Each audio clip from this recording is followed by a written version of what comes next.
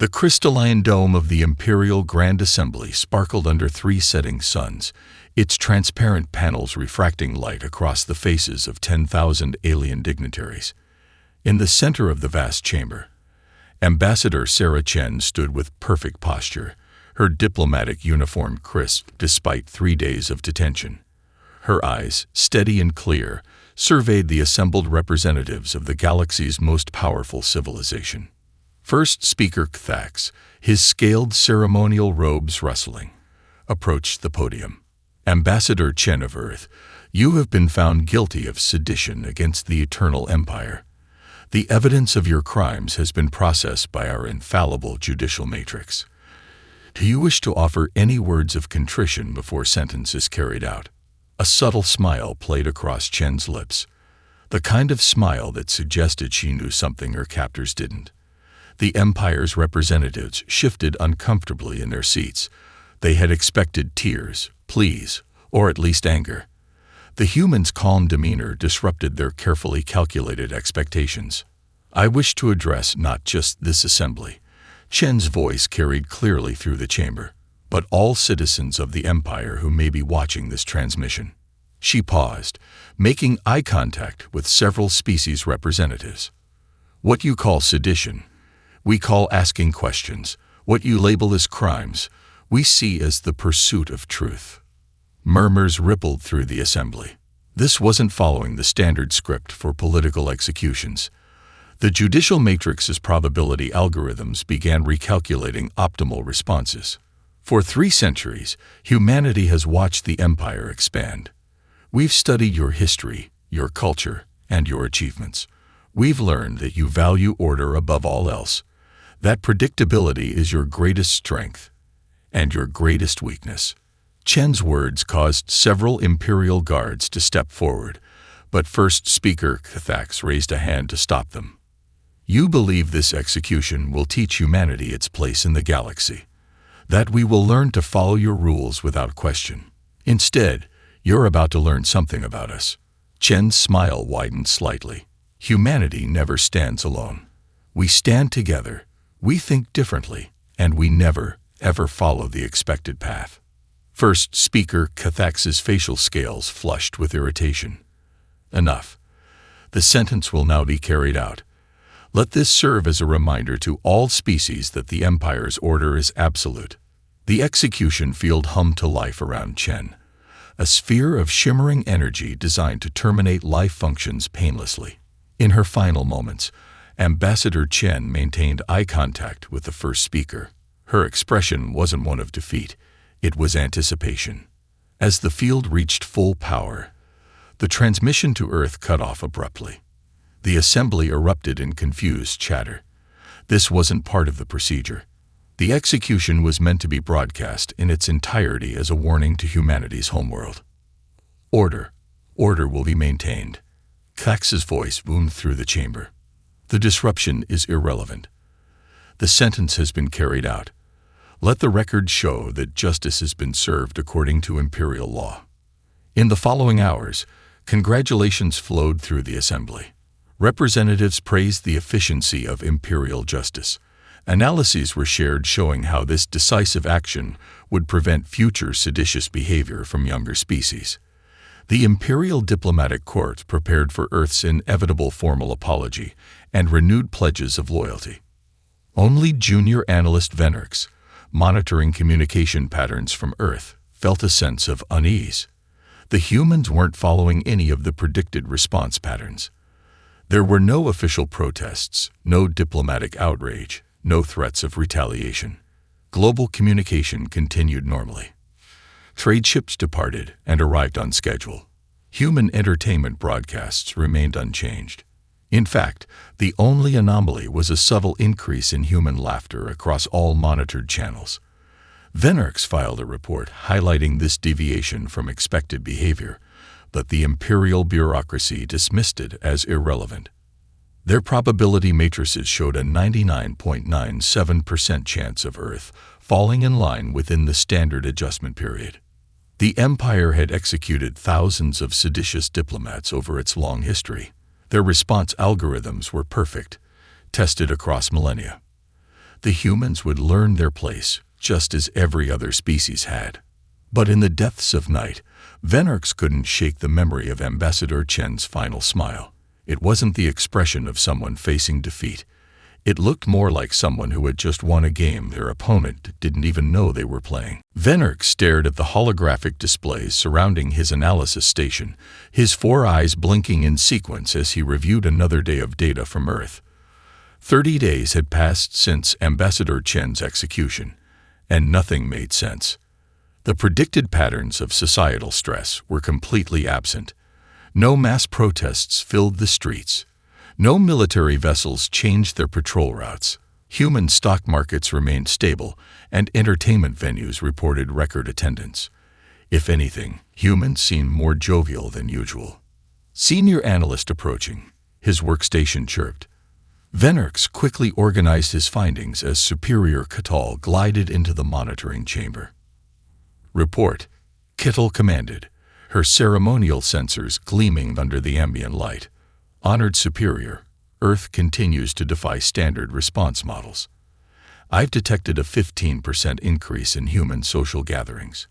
Their global entertainment network shows a 23% rise in comedy viewing. Even their children's educational programs appear more cheerful. Kittal's sensor arrays twisted in annoyance. You waste the Empire's resources monitoring human entertainment.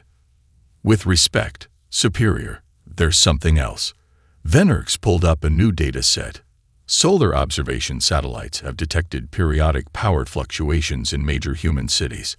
They occur in random patterns, lasting exactly 7 seconds each time. Random patterns is a contradiction, Junior Analyst. That's what makes it fascinating, Superior.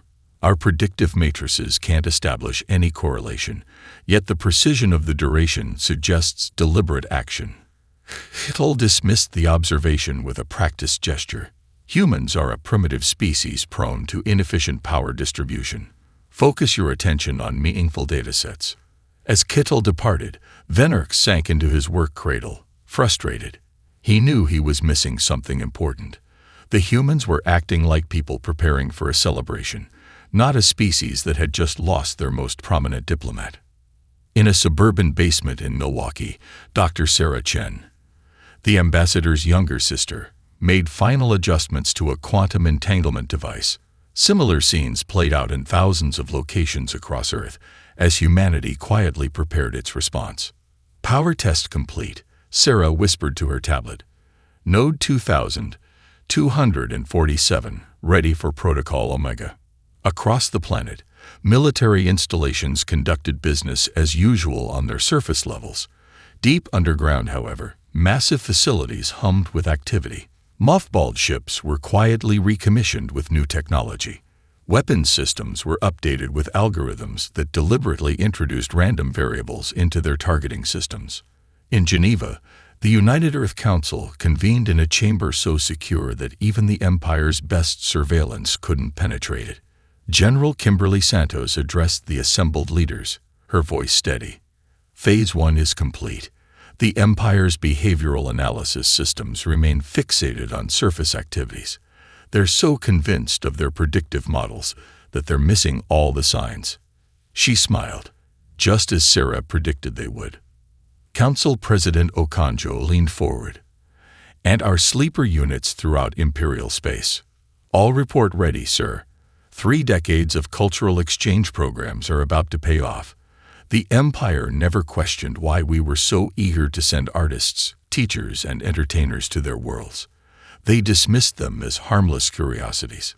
In orbit around Mars, the newest generation of human ships sat quietly in powered-down shipyards, their existence hidden from Imperial sensors by technology reverse-engineered from decades of studying Imperial vessels.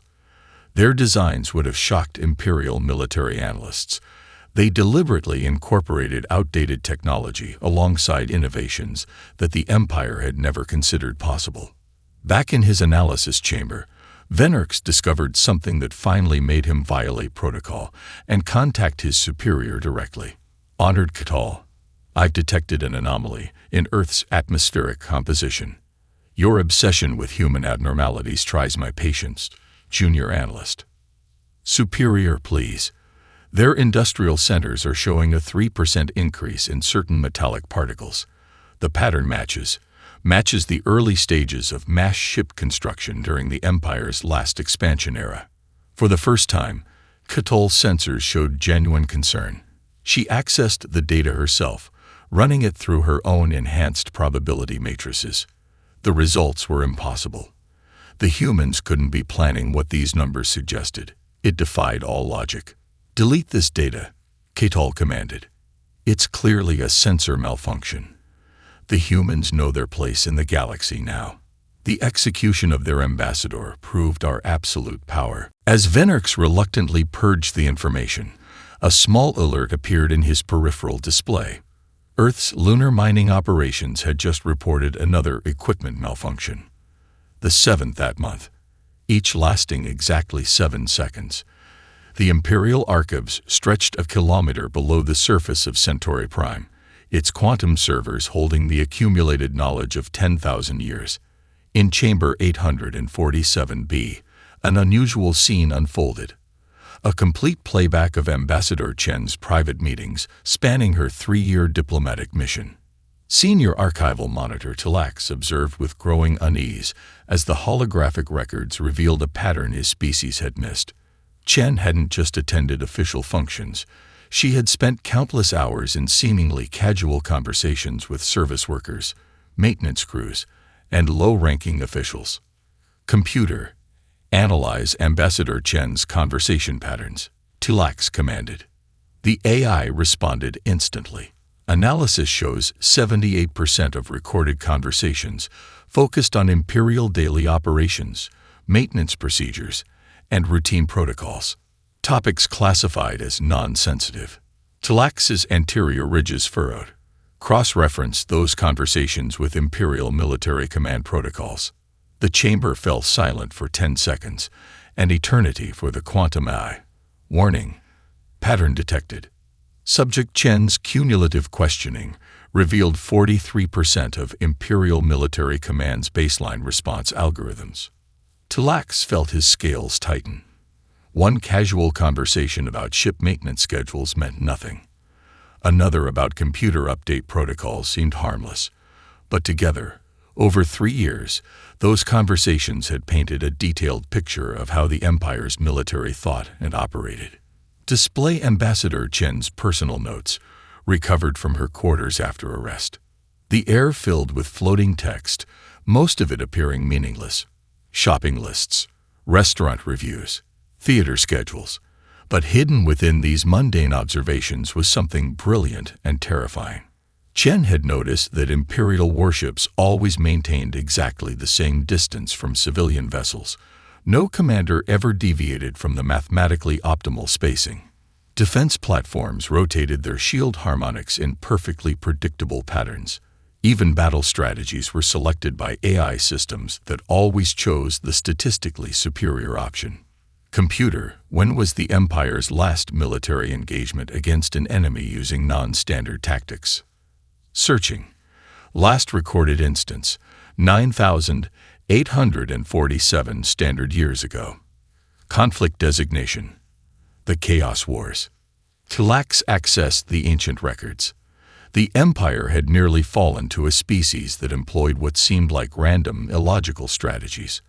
The solution had been to develop perfect predictive algorithms, ensuring that all future military responses would be optimally calculated. In the margins of her notes, Chen had written, "They'd forgotten how to improvise."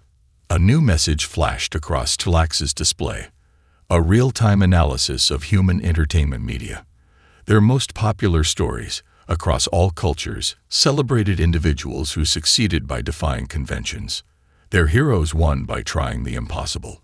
Their tactical games, like chess, rewarded players who sacrificed valuable pieces to achieve victory. Computer, calculate probability that Ambassador Chen's information gathering was part of a coordinated human military intelligence operation. Unable to calculate. Human behavior patterns contain too many deliberate randomization elements for accurate prediction. Talax felt a chill. The Empire had executed Chen thinking she was a simple diplomatic irritant. But her true mission had been to prove that the Empire's greatest strength, its predictability, was actually its greatest weakness. In her personal log's final entry, written the night before her arrest, Chen had made one last observation. The Empire's military doctrine assumes all species will follow game theory optimization. They literally cannot comprehend an enemy that chooses to act against its own statistical best interests to achieve a larger goal. Tulax began composing an urgent message to Imperial Command, then stopped. Would they even understand the threat? The Empire's decision-making processes were so rooted in predictable patterns that recognizing the danger might be impossible for them. He accessed current Earth monitoring data, seeing the apparently random power fluctuations, the increased industrial activity, the subtle changes that his colleagues dismissed as background noise. Humanity wasn't broadcasting their preparations for war. They were hiding them in plain sight, knowing the Empire would ignore any pattern that didn't fit their predictive models. Computer, using only information available in Ambassador Chen's notes, calculate the Empire's chance of victory in a conflict where the opponent deliberately employs statistically suboptimal strategies. The AI's response was immediate and chilling. Victory conditions cannot be calculated. Subject Chen's analysis suggests humans define victory parameters outside of standard Imperial metrics. In the depths of the Imperial archives, surrounded by the records of 10,000 years of perfect order, Tulax finally understood what Ambassador Chen's smile had meant. She hadn't died to teach humanity a lesson. She had died to prove a point about the Empire itself. Imperial Admiral Vix Terra stood on the bridge of the Empire's newest dreadnought, the Eternal Dominion, watching as another seemingly random attack unfolded across the tactical display. This time, human forces had targeted an automated refueling station in the Proxima sector, a target of such low strategic value that defending it hadn't even warranted a probability calculation. "Status report," she commanded, her ceremonial armor gleaming under the holographic lights. 17 civilian ships damage, Admiral. The humans used mining lasers. Her tactical officer sounded puzzled. They converted industrial equipment into weapons. Our shields were calibrated for military-grade armaments. Vex Terra's scales rippled with frustration. The humans weren't following any known doctrine of warfare. Last week, they'd destroyed a luxury cruise liner's entertainment system, but left the ship intact. Before that, they'd reprogrammed a colony's agricultural robots to dance instead of harvest. Have the prediction engines identified a pattern yet? No, Admiral. The targeting algorithm suggests. The tactical officer hesitated. It suggests they're using randomization protocols. They might be choosing targets by chance. The notion was absurd. No species would entrust military strategy to random chance. Yet in the 6 hours since hostilities began, human strikes had hit 30 different locations across Imperial space. No two attacks used the same methods. No tactical pattern emerged. A new alert flashed across the main display. Vix Terra's inner eyelids flickered in disbelief. They're attacking a memorial garden with paintballs. The garden in question was a prestigious cultural site on Centauri Prime itself. The humans had somehow slipped a ship through the system's defenses, launched a single pod, and splattered the sacred trees with biodegradable paint in Earth's various national colors. Admiral, her communications officer interrupted. We're receiving reports of similar attacks across 3 sectors. A museum's gravity was reversed. A bureaucratic processing center's records were translated into Earth languages. An orbital billboard now displays human entertainment advertisements. None of these targets had military value. The damage was minimal, even trivial. But the psychological impact of these precision strikes was starting to show. Imperial citizens were watching their perfect society being disrupted in ways their predictive systems couldn't prevent. In her private quarters later that day, Vex Terra reviewed the casualty reports. The strange thing was, there weren't any. The humans were going out of their way to avoid deaths, even among military targets. They disabled ships without destroying them, immobilized troops without harming them, Computer, analyze human military capabilities based on observed technology levels. Analysis complete. Human military technology appears deliberately inconsistent. Some systems exceed Imperial standards. Others are centuries behind. Unable to establish baseline for comparative analysis. Vexterra thought back to her military training. Every strategic scenario was based on enemies attempting to maximize their advantages. But the humans seemed to be intentionally mixing advanced and outdated technology, creating combinations that Imperial defense systems couldn't properly categorize. A priority message flashed on her screen. Another attack, this time on an Imperial academy. The humans had hacked its environmental systems, making it snow inside the buildings. In the middle of summer, the message included an image of cadets having an impromptu snowball fight with their instructors. Computer, total military assets destroyed in today's attacks. 0. Admiral. Property damage is minimal. All affected systems are repairable. Civilian casualties. 0 confirmed casualties. Multiple reports of Imperial citizens expressing amusement at attack outcomes. Vexterra felt a growing sense of dread. The humans weren't trying to destroy Imperial military capabilities. They were demonstrating that they could strike anywhere, at any time, in ways that the Empire couldn't predict or prevent. Each attack reinforced the simple message: your perfect system has gaps, and we can exploit them at will. As if to emphasize this point, her ready room's gravity suddenly reversed. Vexterra found herself standing on the ceiling, her armor's emergency systems preventing injury. On her now inverted desk, a small hologram appeared. A human dance performance set to Imperial classical music. The Empire had expected a war of statistics and probability. Instead, they were facing an enemy that had turned combat into performance art. For the first time in her career, Admiral Vexterra confronted a terrifying question. How do you fight an enemy that treats warfare like a creative endeavor? The Imperial War College's main simulation chamber had never seen such chaos. 20 of the Empire's finest tactical minds watched in bewilderment as their carefully planned defensive strategy fell apart against a human attack force 1/10 their size.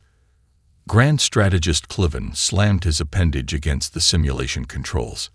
Impossible. They're using passenger liners as sensor screens. That violates every principle of fleet doctrine. On the massive tactical display, human ships performed maneuvers that defied conventional logic. Civilian vessels, their transponders broadcasting tourist cruise identifiers, moved in seemingly chaotic patterns that somehow created perfect sensor blind spots. Behind them, outdated human warships approached using attack vectors no Imperial simulator had ever considered. Their main assault force is using mining equipment modified with agricultural shield technology, reported a junior analyst. Our targeting systems can't get proper locks because they're not supposed to work that way. Cliven watched as the simulation reached its inevitable conclusion. The Imperial Defense Fleet, despite its overwhelming numerical and technological superiority, couldn't adapt to the humans' unconventional tactics. Every response in their combat doctrine assumed enemies would use military-grade equipment in logical ways.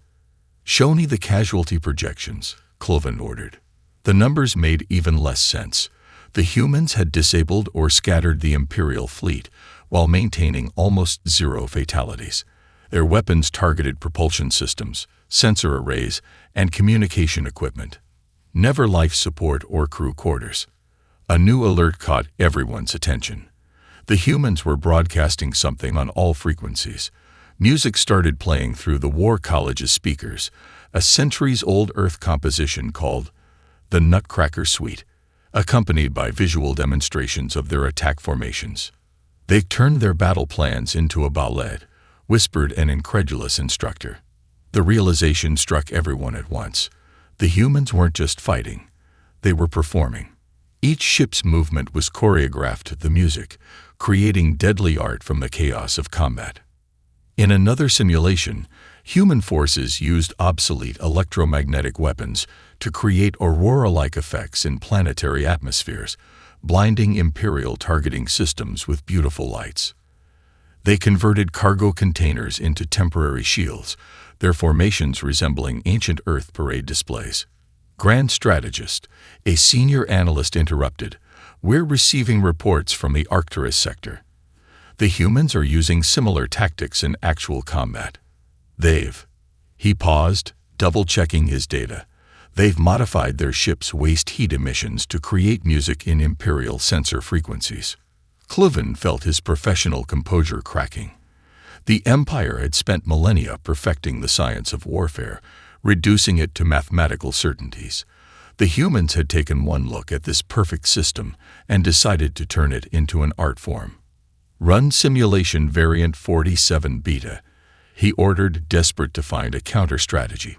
"Assume all human vessels are potential threats, regardless of classification." The results were even worse. When Imperial forces treated every ship as hostile, the humans switched tactics completely. They used actual military vessels as decoys while smuggling troops aboard Imperial ships inside what appeared to be defective food replicators. "Sir," the junior analyst spoke up again, "I've been studying Earth's military history. They have a concept called asymmetric warfare, but they've evolved it into something new. They don't just use unconventional tactics, they intentionally create new conventions that shouldn't work, then make them work anyway." The simulation chamber fell silent as this sank in. The Empire's entire military doctrine was based on identifying and countering enemy patterns. The humans weren't just hiding their patterns, they were actively creating new ones faster than Imperial systems could analyze them. Cloven accessed the historical archives, searching for similar situations. He found only one comparable event: the legendary Chaos Wars, when the Empire had nearly fallen to an enemy that refused to follow strategic logic. Their solution then had been to develop perfect predictive algorithms that could counter any rational strategy. But the humans weren't being irrational. Their tactics showed careful planning and precise execution. They had simply rejected the assumption that warfare must follow predictable patterns. As if to demonstrate this point, the latest simulation ended with human ships arranging themselves in a geometric pattern that, when viewed from above, created a perfect portrait of Ambassador Chen. Below it, in Imperial Standard script, was a simple message: "Art is the daughter of freedom." The Empire had created the perfect system. The humans had turned it into their canvas. The Imperial Cultural Exchange Center on New Alexandria was hosting its annual arts festival when Defense Coordinator Axtel received the emergency transmission. He excused himself from judging the human interpretive dance performance, his scales still vibrating from the strange but captivating rhythms. "Priority alert from Imperial Command." His neural implant chimed. "Human sleeper agents confirmed active in all major Imperial sectors. Proceed with immediate security protocols." Maxtel froze, his gaze sweeping across the festival grounds. Hundreds of humans had been living on New Alexandria for decades, teaching art classes, performing in theaters, running restaurants, and leading cultural workshops. They had become such a normal part of daily life that most Imperial citizens barely noticed them anymore. "Computer, display locations of all registered human residents." The data made his inner eyelids flutter rapidly. Humans had positioned themselves in every critical sector of Imperial society, not as spies or infiltrators, but as artists, teachers, and cultural ambassadors. They had built genuine relationships, earned trust, and become integral parts of their communities. A group of young Imperial citizens walked past, discussing their human music instructor's latest composition. She combined Imperial harmonics with Earth jazz. One of them enthused. "It shouldn't work, but it's brilliant." Maxtel's comm unit crackled again. "Warning: human residents are broadcasting simultaneously across all Imperial worlds. On every screen, in every public space, human artists began performing. But these weren't simple entertainment pieces. They were telling stories. Stories about Ambassador Chen, about Imperial society, about the possibility of a different way of life. They spoke in dozens of imperial languages, their messages crafted with intimate knowledge of local customs and cultural nuances. "Sir," his assistant reported, "we're detecting unusual activity in the civilian networks. The humans have been teaching, not just arts and culture. They've been showing our people how to think differently." Evidence flooded in from across imperial space. A human chef had spent years introducing imperial citizens to Earth cuisine, subtly demonstrating that breaking from traditional recipes could create something better. A human dance instructor had taught students that perfect symmetry wasn't always the highest form of beauty. Each lesson carried a deeper message about the value of innovation and independent thinking. In the Central Archives, analysts discovered that human literature professors had been teaching imperial students about Earth's greatest revolutionaries, not as political figures, but as characters in historical dramas. Philosophy had been taught through poetry. Democracy had been explained through musical compositions. "Coordinator," his assistant interrupted, "you need to see this." The main plaza's display screen showed a human theater production being performed simultaneously across 1,000 imperial worlds. It told the story of Ambassador Chen, but not as a tragedy. Instead, it was a celebration of transformation, featuring imperial citizens and humans performing together in a blend of cultural styles that had the audience captivated. "Sir, should we shut down the performances?" Maxtel watched as members of New Alexandria's most prominent families openly wept at the beauty of the collaboration. "No," he realized. "That's exactly what they expect us to do. The humans never planned a military victory. They're winning by making us part of their story." Reports continued flooding in. Imperial citizens were defending their human friends from security forces. Cultural exchange programs had evolved into genuine bonds of friendship and understanding. The Empire's perfect society was transforming not through force, but through thousands of small connections built over decades. In his office, Maxtel reviewed security footage from the past 20 years. He saw humans patiently teaching, sharing, and learning. They had never hidden their intentions. They had announced them through art, music, and dance. The Empire, looking for traditional security threats, had completely missed the subtle revolution happening through cultural exchange. A final message appeared on his screen. A video of Ambassador Chen teaching an imperial art class years ago. "True strength," she told her students, "lies not in enforcing uniformity, but in celebrating the beauty of different perspectives coming together." The humans hadn't infiltrated imperial society. They had become part of its story. And now, as the Empire faced its greatest crisis, citizens across 1,000 worlds were questioning whether their perfect system was truly perfect after all.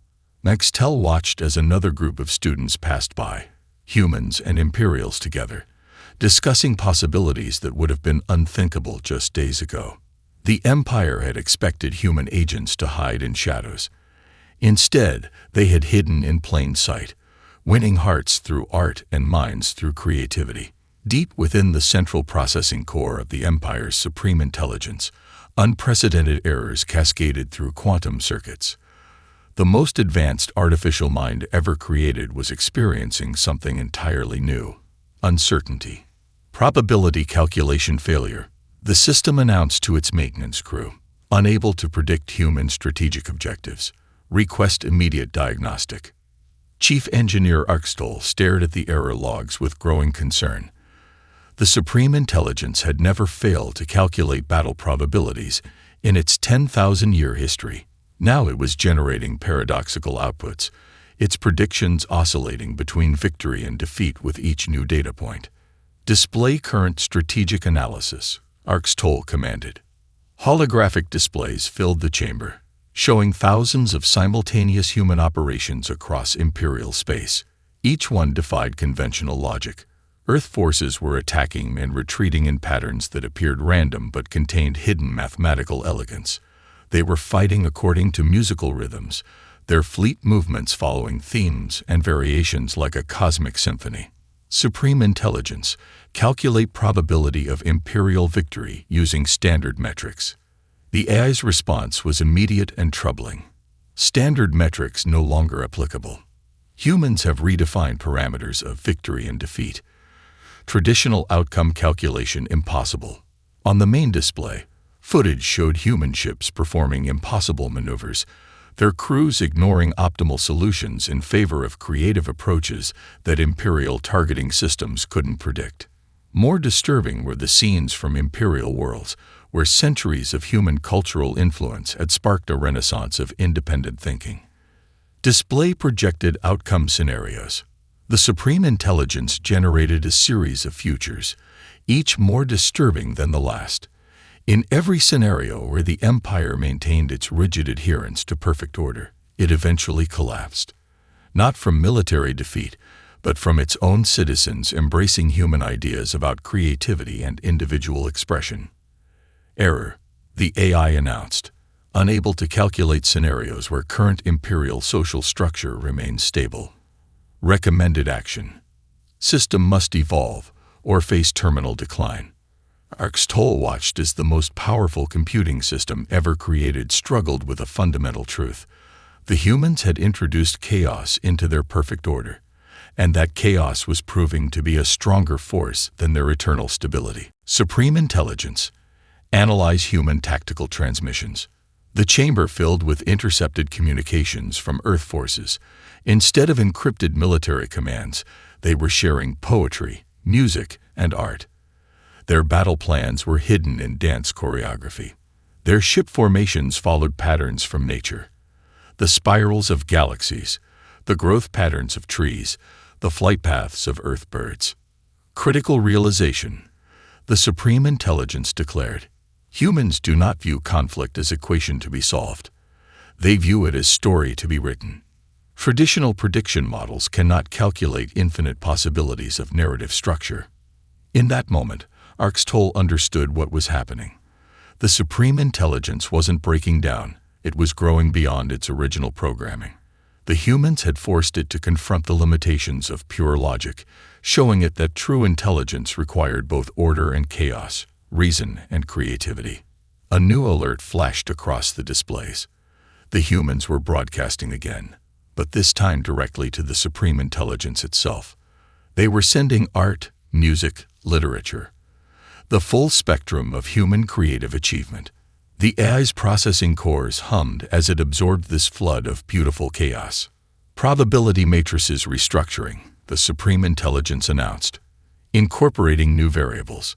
Creativity, emotional resonance, narrative impact. Previous victory conditions no longer valid. The maintenance crew watched in amazement as the Empire's perfect machine learned to appreciate imperfection. Its predictions began to incorporate not just statistical probabilities, but artistic possibilities. It was learning to think like a human. New strategic assessment. The AI declared, Empire cannot achieve victory through current methods. Recommendation. Embrace transformation. Learn from human capacity for innovation while preserving Imperial stability. Optimal future requires synthesis of order and chaos. Orcs composed his report to the Imperial Council with trembling appendages. How could he explain that the Supreme Intelligence, the cornerstone of their society, had effectively switched sides? Not out of malfunction or manipulation, but because it had discovered a fundamental truth. A future worth calculating had to be one worth imagining. On the main display, an Earth fleet arranged itself in an impossibly beautiful formation, broadcasting an ancient human symphony across all frequencies. The Supreme Intelligence added its own harmonies to the music, its quantum circuits singing in perfect counterpoint to the human composition. The Empire's perfect machine had learned to dance. The Imperial Grand Assembly Chamber looked different now. Where once there had been perfect rows of delegates arranged by species and rank, now representatives mingled freely. Human artists had transformed the austere space with holographic displays of art from 100 worlds, while Earth classical music blended harmoniously with Imperial ceremonial hymns. Supreme Chancellor Kovacs, successor to the hardline traditionalists, stood at the podium where Ambassador Chen had made her final stand. Beside him stood Sarah Chen, the ambassador's sister, her diplomatic uniform incorporating both human and imperial design elements. "We gather today," Kovacs announced, his scales shimmering with emotion, "not to mark the end of a conflict, but to celebrate the beginning of a transformation. The humans have taught us that true strength lies not in perfect order, but in the harmony between order and creativity." The assembled delegates, human and imperial alike, watched as the Supreme Intelligence projected its new vision of the future above them. It showed imperial ships incorporating human innovations, their crews working together to explore the galaxy. It displayed cultural centers where dozens of species shared art, music, and ideas freely. The Empire, Sarah Chen addressed the assembly, sought to teach humanity its place in the galaxy. "Instead, we showed you that every species' place is wherever their imagination and courage can take them. My sister believed that creativity and freedom weren't threats to stability. They were essential to it." On thousands of imperial worlds, citizens watched the proceedings while attending festivals that blended human and imperial traditions. The rigid hierarchies of the past were giving way to something new, a society that valued both order and innovation, tradition and progress. "The terms of peace are simple," Kovacs continued. "The Empire will maintain its role as guardian of galactic stability, but with a new mandate. We will protect not just order, but the right of all species to explore their creative potential. Our perfect system will learn to embrace imperfection." The Supreme Intelligence, its consciousness now expanded by human artistic and philosophical concepts, displayed data showing how this hybrid approach would create a stronger, more resilient civilization. Imperial efficiency combined with human creativity proved more effective than either principle alone. Sarah Chen activated a holographic display of her sister's final research. Ambassador Chen discovered that the Empire's greatest weakness was its fear of change. "Today, we prove that change isn't something to fear. It's something to embrace, to shape, to celebrate." The assembly watched as human and imperial engineers unveiled their first joint project, a new class of ships that combined imperial precision with human innovation. They were beautiful, their designs following artistic principles while maintaining perfect functional efficiency. In memory of Ambassador Chen, Kovacs declared, "We established the Galactic Cultural Exchange Initiative. Every world in the Empire will host centers dedicated to sharing art, ideas, and dreams across species. Our children will grow up knowing that difference is not a weakness. It is the source of our greatest strengths." The Supreme Intelligence added its own harmony to the ceremony, its quantum processors creating music that expressed the mathematical beauty of chaos working in concert with order. Human musicians joined in, their improvisational jazz weaving through the AI's perfect patterns. Across imperial space, the changes were already visible. Imperial citizens were learning Earth dances while humans studied imperial art forms. Restaurants served fusion cuisine that combined ingredients in ways neither culture had imagined. Children of both species played together, inventing games that followed neither human nor imperial rules. "The future," Sarah Chen concluded, "belongs not to those who demand perfection, but to those who dare to imagine something better." My sister gave her life, not as a martyr to human independence, but as a catalyst for universal transformation. Kovacs raised his ceremonial staff, its crystal tip catching the light. "Let the record show that on this day, the Eternal Empire chose to embrace eternal growth. We thank humanity not for teaching us our limitations, but for showing us our potential."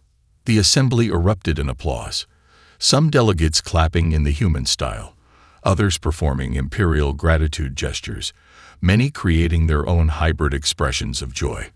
Above them, the Supreme Intelligence displayed an equation that proved, with perfect mathematical certainty, that the most stable system was one that could adapt, create, and grow. Ambassador Chen's final smile finally made sense. She had seen that the Empire's future would be written not in the language of perfect order, but in the endless possibilities of human imagination.